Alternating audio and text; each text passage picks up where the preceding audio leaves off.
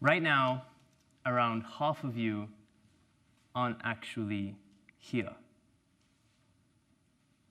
Well, what do I mean by that? Clearly, physically, you are here, but your minds are elsewhere.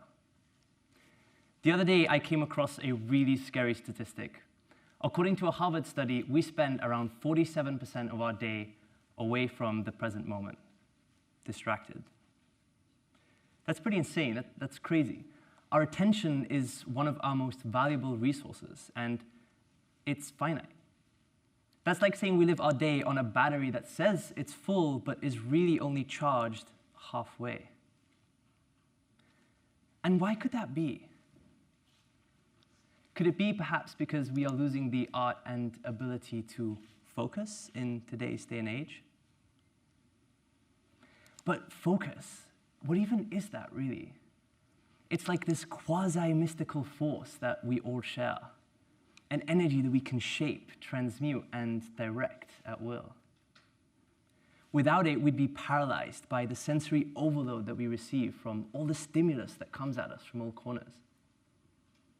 It's an incredible built-in mechanism that the brain has that allows us to get past our limited capacity to process more than just a few things at once. And yet, this limitation presents an issue, because we live in a world which is constantly bombarding our senses with countless pieces of information. Just taking a look at something like a Facebook feed is like trying to take a sip out of a fire hose. It's crazy. And these very fire hoses, things like news outlets, social media, and other information sources, they're all fueled by our continued consumption. These incredible novel tools that we think of as free really come at the cost of our divided attention. And our brains just struggle to cope with so much stimulus. According to a study by the University of West Virginia, every second through our senses, we are hit with around 11 million bits of information. But the issue is that at any given moment, our brains can only really process around 40 of those bits at once. And when it comes time to hold any of these in your attentional space, that number plummets to just around 4 bits. And this tends to explain how we remember things like phone numbers, birthdays, and dates. We tend to group information together and chunk it so that we can fit it in our working memories. And a lot of the systems, symbols, and icons that we come across are all influenced by this special chunking that we do. You may have noticed that in pop culture, everything seems to come in twos. Batman and Robin, Ant and Dec, or Mario and Luigi, or threes, like the Three Musketeers, the fact we only give 3 Olympic medals, or how I just gave you 3 examples instead of 4 or 5. It's because it's much more memorable. It fits more comfortably in our attentional space. And so then traditionally, it makes sense why we're much better suited to hold just a few things in our attention at once. And if we look back just a few years, we had much fewer things to simultaneously occupy our attention with. Life was slower, calmer. Information was more expensive, and because of that, we learned to savor it. Downtime often meant sipping on some coffee while browsing the papers, knitting some garments, or maybe writing by candlelight. We did less in one sense, but more in another. But contrast that with today's world, where just a simple act of crossing a road demands that you slice up your attention into a million different pieces. You've got to focus on the traffic light, the oncoming cars, the pedestrians. And then as soon as we cross that road, our minds slip back to trying to juggle the million things that we're keeping up with. The meeting that we had this morning, the argument that we had later that day, or the million other dings and buzzers that are going off in our pocket. And so it's no surprise that our attention has evolved to become a lot more diffuse. It's really done so out of necessity. You see, I think focus is awesome. It's like a kind of superpower. If I were to tell you that there's a pill you can take that would allow you to achieve twice as much in half the time, of better quality, and with no adverse side effects, I'm pretty sure you'd take it, right? Well, so long as it's the red pill, because as we all know, you always take the red pill. It's this pill that has allowed people to achieve some extraordinary things. Time and time again, it's been shown that the secret to world-class performance in the arts, sports, and sciences lies in what's known as deliberate practice. This is a form of skill building that's come to be responsible for the amazing feats that we've seen come out of the likes of icons like Eddie Van Halen, Michael Phelps, or if you're into CrossFit, people like Matt Fraser. And this kind of practice can't take place without a consistent and dedicated application of focus, the kind that really stretches your ability. They've all had to take this pill. And it doesn't stop there. Business executives and visionaries like Bill Gates are also well known for taking this same pill. You see, twice a year, Gates is known for retreating to a lakeside cabin in the middle of the woods, where he dedicates himself to an intense week of reading, thinking, and reflection. And no one is allowed up there, not his friends, his family, or even his wife. He has a caretaker that comes to bring him sandwiches every now and then, but that's pretty much it. He's up there on his own for the most part. And out of these retreats come some incredible insights. In 1995, he came up with a memo called the Internet Tidal Wave. And in it, he detailed the incredible potential that he saw in the internet and how he thought it was the most significant development to come out of technology since the advent of the computer itself in 1981. And the point is, these kinds of insights are really hard to cultivate given the hectic lifestyles that we lead and the continuous hum of distractions that we live through day-to-day life. In fact, as we rush towards greater levels of connectedness, this art and ability to step back and think deeply is becoming increasingly scarce at the same time that it's becoming increasingly valuable. Author Cal Newport calls this the deep work hypothesis. And the idea is that today's information economy highly values the kind of work that requires a lot of careful consideration and focus. Think activities like writing, production, design. But at the same time, we're caring more and more about being connected, about responding faster to emails, hopping onto the latest and greatest social media platforms, or simply being more and more available. And the result is that we're becoming increasingly engaged with this kind of shallower work that really takes away from our ability to retreat to our own lakeside cabins in the middle of the woods and cultivate our own incredible insights. In fact, these increasingly connected and distracted lifestyles we lead may actually be changing the shape and the structure of our brains. Now, this phenomenon is known as neuroplasticity, and it's really an amazing testament to the adaptability of the brain. See, when you're trying to ride a bike for the first time, what's happening is that you're going to be activating certain neural pathways related to motor control. And what happens is, after repeated activation, a layer of fatty tissue starts thickening around these neurons. And this is called myelin. It's got a really special insulating property that allows these neurons to fire more efficiently in the future. And this is what is thought to be the basis for how we develop and improve skills. But now let's say that you might be trying to study. You've got Facebook open in one tab, the football game in the other, you're chatting with a friend. And so what's going to happen is that you're going to be activating a bunch of unrelated neurons at the same time. And your brain is just not going to know what to optimize. You're going to lose the intensity at which any of them fire. So that tissue is going to take a lot longer to develop. And distractions have an impact on our ability to focus after the fact, too. See, when we have a million things competing for our very limited attention, our brains have no choice but to continuously keep switching between these. Now, I study computer science, and in computing, we actually have a name for this.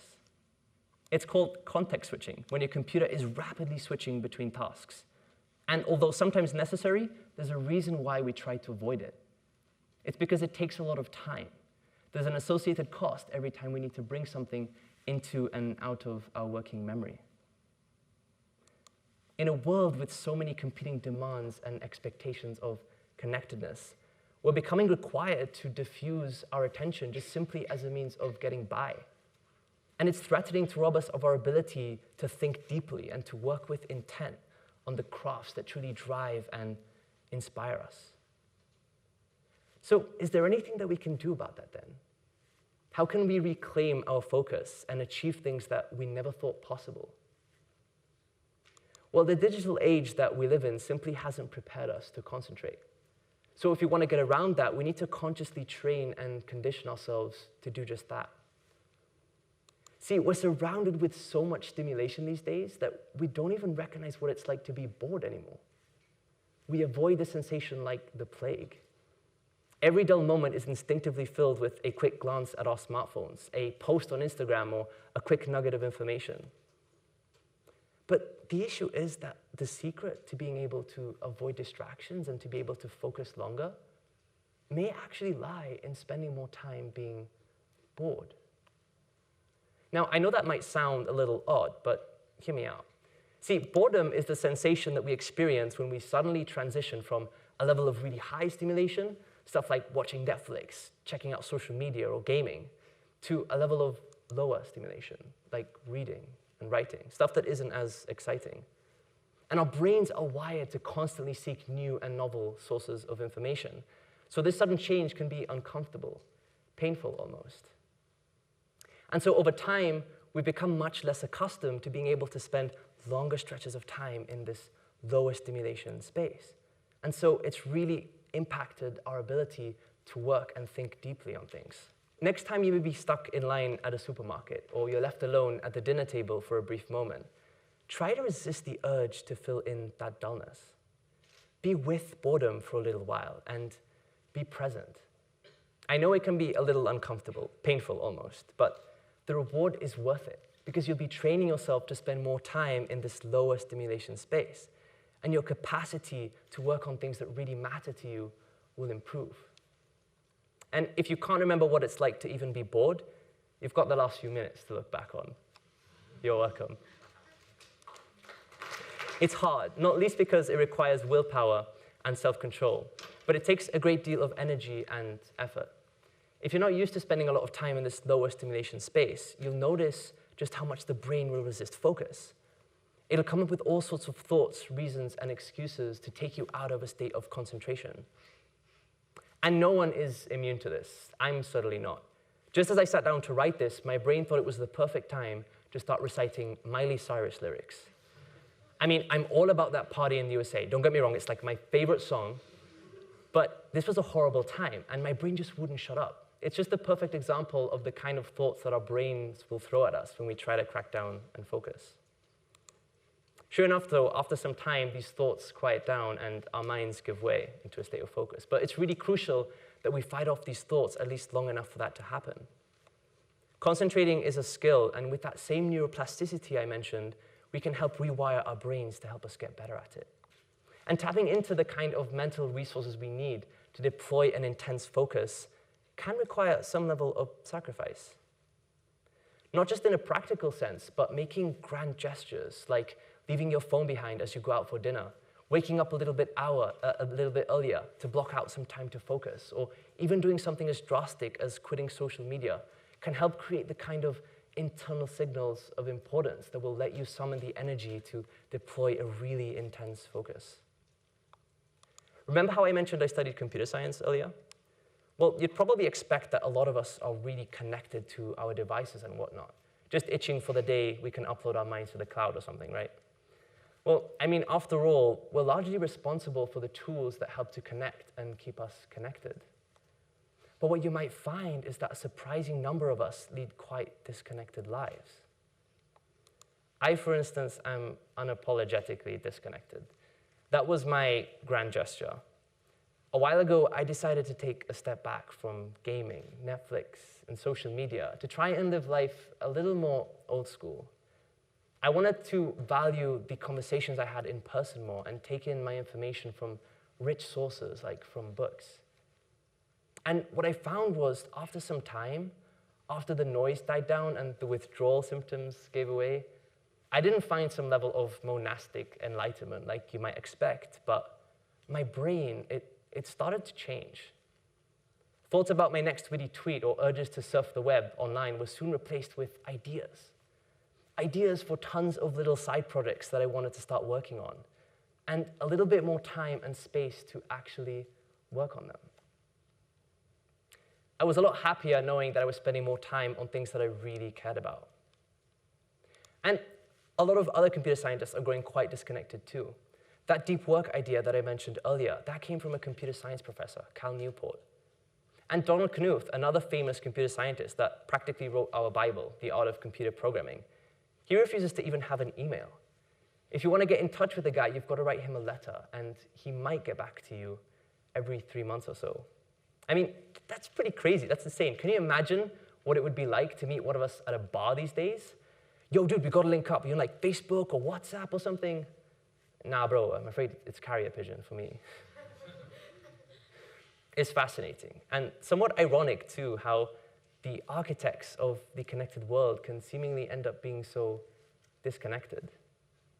Maybe the added exposure to technology yields some kind of increased awareness, perhaps. And if there's anything that I'd like you to get out of this, it's exactly that. It's an increased awareness of how and where you spend your attention moving forward. See, I think Qui-Gon Jinn put it best. He said, your focus becomes your reality. And that couldn't be truer.